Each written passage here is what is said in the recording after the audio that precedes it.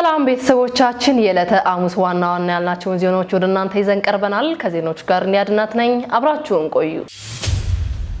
መስጠት አያጎልም በጎ ፈቃደኝነት ለሀገር መንሰራራት በሚል መሪ ቃል በተዘጋጀው መርሃ ግብር ላይ ለንቁ ሚዲያ የአዲስ አበባ ከተማ አስተዳደር የእውቅና ሰርቲፊኬት አበረከተ። እንደሚከተለው ይቀርባል።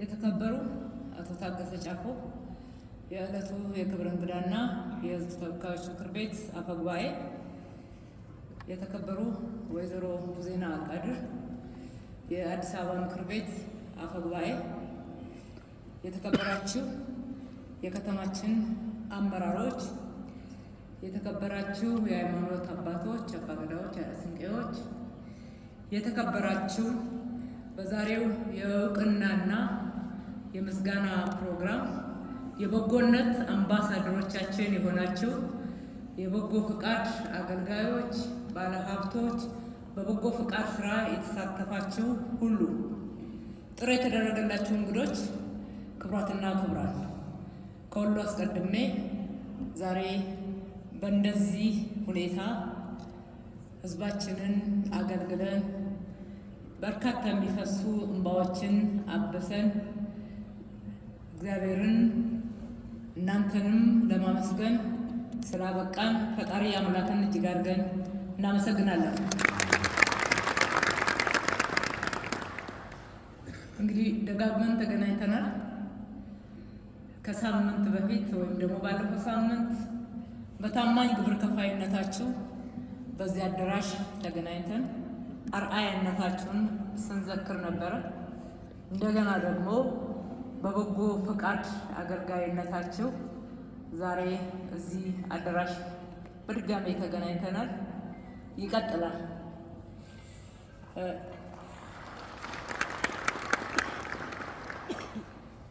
የበጎ ፈቃድና የልማት አጋሮቻችን ሁሉ መቀበልን ሳይሆን ካላችሁና ከጎደሏችሁም በመስጠት የህይወታችሁ ልምምድ ያደረጋችሁት ሌሎችም ምሳሌነታችሁን እንዲከተሉ ልበቀና ሆናችሁ ዜጎቻችሁን፣ ህዝባችሁን ያገለገላችሁ ሁሉ ዛሬ ልናመሰግናችሁ አርአያነታችሁን ልንዘክር እዚህ ተገናኝተናልና በራሴም በከተማ አስተዳደሩም ስም በተጠቃሚው ማህበረሰብ ስም እጅግ አድርጌ ላመሰግናችሁ እወዳለሁ። ባህር ተሻግረው ሀገር አቋርጠው በዘርና በቀለም የማያውቋቸውን ለመርዳት የሚተጉት ነጮች ብቻ እንደሆኑ ሲተረክ ኖሯል። በሌላ በኩል የበጎ ፍቃድ ስራን መስራት መንግስታዊ ላልሆኑ ድርጅቶች ብቻ የተሰጠ ተደርጎም መገንዘብ እንደነበረ ሁላችንም እናውቃለን። ይህንን ትርክት እናንተን ይዘን ወጣቶቻችንን አሰልፈን አፍርሰነዋል። የኢትዮጵያን የሰብአዊነት መልክም ገልጠንበታል። ፓርቲያችን ብልጽግና በቀረጸው የሰው ተኮር ፖሊሲ መሰረት መንግስትና የመንግስት ኃላፊዎችም የበጎ ፍቃድ ስራ መስራት እንደሚችሉ አይተንበታል። በመንግስት በጀት ብቻ ሀገር ልትለማ ስለማትችል በርካታ የከተማው የበጀት ጉድለት በእናንተ ቀናነትና በጎነት ተሟልቶ ለህዝባችን አገልግሎቶችን ማቅረብ ችለናል። ባለስልጣን ይሁን ባለሀብት፣ ወጣቶች፣ የሃይማኖት አባት ወይም ሌሎች መገለጫና መጠሪያዎች ቢኖሩንም በጎ ተግባር ለማድረግ እነኚህ ሁሉ ማንንም የማያግዱ ወይም ደግሞ እድል የሚሰጡ ሳይሆኑ አጠቃላይ በጎነትን ለማድረግ ልበ ቅንነትን የሚጠይቅ ሰው ተኮር የሰውኛ ባህሪ እንደሆነ እንመለከታለን። የህይወት ትርጉም አንዱ መለኪያው ከጎደሎ መስጠት ነው። ከራስ በላይ ለሌሎች መኖር ነው። ለራስ ብቻ የሚኖር ሰው ቢያገኝም ድሃ ነው፣ ቢበላም ይርበዋል፣ ቢለብስም ይበርደዋል ይባላል።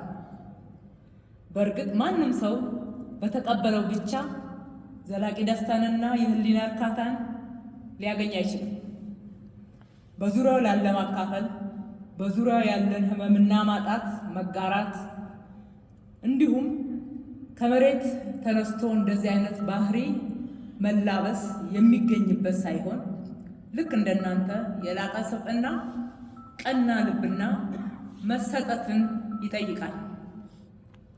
ተከበሩ አፈ ጉባኤ፣ ክቡራትና ክቡራን፣ አዲስ አበባ ከ7 ዓመታት ወዲህ በወጣቶቿ፣ በባለ ሀብቶቿ፣ በመንግስት የሥራ ኃላፊዎች፣ በአጠቃላይ በነዋሪዎቿ ከበጋ እስከ ክረምት እንዲሁም ዓመቱን ሙሉ የዘለቀ የበጎ ፍቃድ ተሳትፎ መገለጫ ተምሳሌት እየሆነች መጥታለች። በመሆኑ በመዲናችን በጎ ፈቃደኝነት ዕድሜን፣ ጾታን፣ ማንነትን፣ የገቢ መጠንን ሳይለይ በተግባር በአንድነት ሁሉም እንዲቆም ማድረግ የቻለ የህይወት ዘይቤ እየሆነ መጥቷል። በዚህም የብዙ አቅመ ደካሞችን፣ የአገር ባለውለታዎችን፣ ለከፋ ማህበራዊ ችግር የተጋለጡ ወገኖቻችንን በመደገፍ የሚፈሱ እንባዎች ታብሰዋል። የዘመሙ ጎጆዎች ተቃንተዋል። ተስፋቸውም በመለምለም ህይወታቸው ዳግም በደስታ የተሞላ ለማድረግ የሚያስችል የትብብርና የጋራ አሻራ ተቀምጧል። ክቡር ጠቅላይ ሚኒስትራችን ዶክተር አብይ አህመድ አርአያ ሆነው ካስጀመሩበት ዕለት ጀምሮ ባለፉት 7 ዓመታት ውስጥ የከተማ አስተዳደራችን በበጎ ፈቃድ አገልግሎት በርካታ ስራዎችን ሲሰራ ቆይቷል። በመቀጠል ከበጎነት ትርጉም በላይ ሀገር እንድትለማ በከፍተኛ ሁኔታ ካላቸው ከራሳቸው ፕሮጀክት እኩል አብረውን ከተማዋን ሲገነቡ የቆዩ በፕላቲኒየም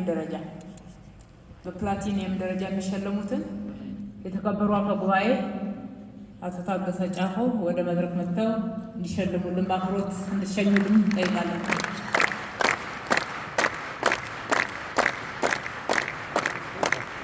ክቡር አፈ ጉባኤ አቶ ታገሰ ጫፎ፣ ክብርት ከንቲባ በጋራ በመሆን የፕላቲኒየም ደረጃ ተሸላሚዎችን ንቁ ሚዲያ ማዕድ ለማጋራት 1.5 ሚሊዮን ብር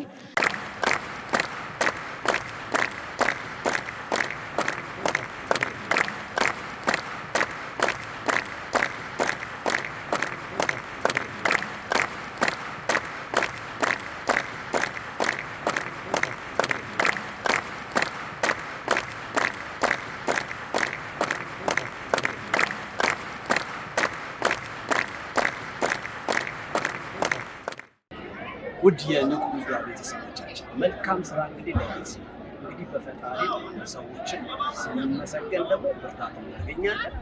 የተቸገሩትን ምስኪኖችን ደግሞ የበለጠ እንድንረዳ እንሆናለን ማለት ነው። በዚህ ትብብር ውስጥ ከጎናችን ተሳተፋችሁ ሀገር ውስጥም በውጭ እናንተ ብርታት ነውና በጣም እናመሰግናለን። ፈጣሪ አብዝቶ ይባላችሁ። በእናንተ ምክንያት ነው የሚያስተባበር ምንም አላደረግንም። ዛሬ ከንቲባ የአዲስ አበባ ከንቲባ አዳነች አቤቤ ስጦታ ተመልክተውልናል። ሁሉ ለእናንተ እናመሰግናለን።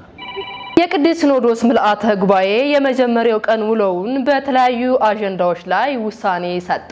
እንደሚከተለው ይቀርባል። የቅዱስ ሲኖዶስ በተሰጠው ዕለታዊ መግለጫ በኢትዮጵያ ኦርቶዶክስ ተዋሕዶ ቤተክርስቲያን በዓመት 2 ጊዜ የሚከናወነው የቅዱስ ሲኖዶስ ምልዓተ ጉባኤ ጥቅምት ወር ምልዓተ ጉባኤው ጥቅምት 11 ቀን 2018 ዓ.ም በመንበረ ፓትርያርክ ቅድስተ ቅዱሳን ማርያም ገዳም በመክፈቻ ጸሎት መጀመሩንም አስታውሷል። የቅዱስ ሲኖዶስ ጽሕፈት ቤትን በመወከል መግለጫውን የሰጡት መምህር ዳንኤል ሰይፈ ሚካኤል ምልአተ ጉባኤው ትናንትና ጥቅምት 12 ቀን የመጀመሪያ ቀን ጉባኤውን ያከናወነ ሲሆን 16 አጀንዳዎች ላይ ተወያይቶ ማጽደቁንም ገልጿል። በጧቱ ብለው 7 ብፁዓን አበው ሊቃነ ጳጳሳት አጀንዳ እንዲያጸድቁ ውሳኔ ያስተላለፈ ሲሆን እነዚህ ሊቀ ጳጳሳት ብፁዕ አቡነ ጎርጎሪዮስ፣ ብፁዕ አቡነ ስቄል፣ ብፁዕ አቡነ ኤርሚያስ፣ ብፁዕ አቡነ ናትናኤል፣ ብፁዕ አቡነ ሪያቆስ፣ ብፁዕ አቡነ ሩፋኤልና ብፁዕ አቡነ ገብርኤል ናቸው።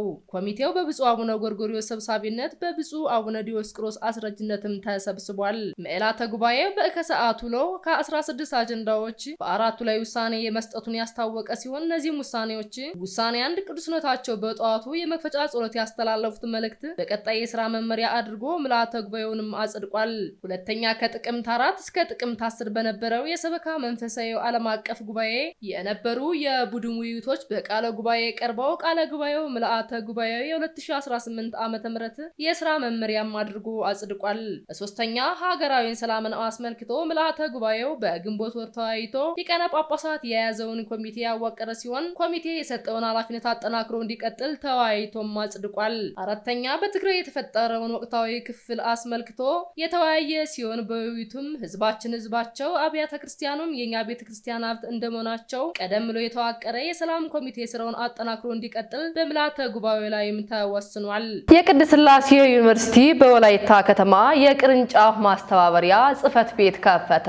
እንደሚከተለው ይቀርባል። የቅድስት ሥላሴ ዩኒቨርሲቲ ቅድስት ቤተክርስቲያን የጣለችበትን ኃላፊነት ለመወጣትና ኦርቶዶክሳዊ ቤተክርስቲያንን በሃይማኖት በምግባርና በእውቀት ከሚያገለግሉ ደቀ መዛሙርት እያፈራ የሚገኝ ታላቅ የቤተክርስቲያን ከፍተኛ መንፈሳዊ ተቋም ነው። ዩኒቨርሲቲውን ተልእኮውን አጠናክሮ ለመቀጠል እያከናወነ ካለው ዘርፈ ብዙ ተግባራት መካከል በመደበኛና በማታ ትምህርት መርሃ ግብር ከሚሰጠው የነገረ መለኮት ትምህርት በተጨማሪ ለመማር ፍላጎቱ እያላቸው የቦታ ርቀት ገድቧቸው ትምህርቱን መማር ላልቻሉ የቤተክርስቲያን አገልጋዮችና ምዕመናን የነገረ መለኮት ትምህርት በርቀት የትምህርት የማስተማሪያ ስርዓት ተደራሽ ለማድረግ ነው ብለዋል። በመሆኑም ዩኒቨርሲቲው በርቀትና በእይነ መረብ ትምህርት ኮሌጁ በኩል በዋናው መግቢያ ከሚሰጠው አገልግሎት በተጨማሪ ቅርንጫፍ ማዕከላት ተከፍተው ትምህርቱ በሁሉም አካባቢ እንዲስፋፋም ተወስኗል። በዚህ መሰረት የዩኒቨርሲቲው ርቀትና በእይነ መረብ ትምህርት ኮሌጅ የመጀመሪያውን የርቀት ትምህርት ቅርንጫፍ በወላይታ ሀገረ ስብከት በትናንትናው ዕለት የከፈተ ሲሆን በቀጣይ ሳምንት ደግሞ ሁለተኛውን ቅርንጫፍ በጅማ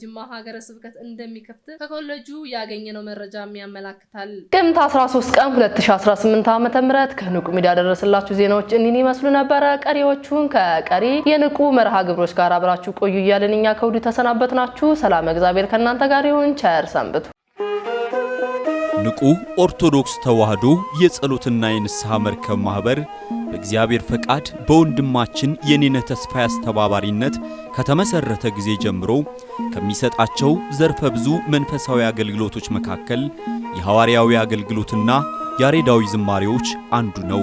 በዚህ ክፍል የኦርቶዶክሳዊ ተዋህዶ ቤተክርስቲያንን ዶግማና ቀኖና የጠበቁ ኦርቶዶክሳዊ ለዛ ያላቸው ለነፍስ እረፍትን የሚሰጡ ወቅታዊና ዘመኑን የዋጁ ስብከቶችና ያሬዳዊ ዝማሬዎችን በመላው ዓለም ለሚገኙ ተመልካቾቹ በንቁ ሚዲያና በኢትዮ ማህበር የዩቲዩብ ቻናል እያቀረበ ይገኛል። አገልግሎቱ በመላው ዓለም ለሚገኙ አማኞች ተደራሽ እንዲሆን በየዕለቱ የሚለቀቁ ስብከቶችንና መዝሙሮችን ላይክና ሼር ያድርጉ።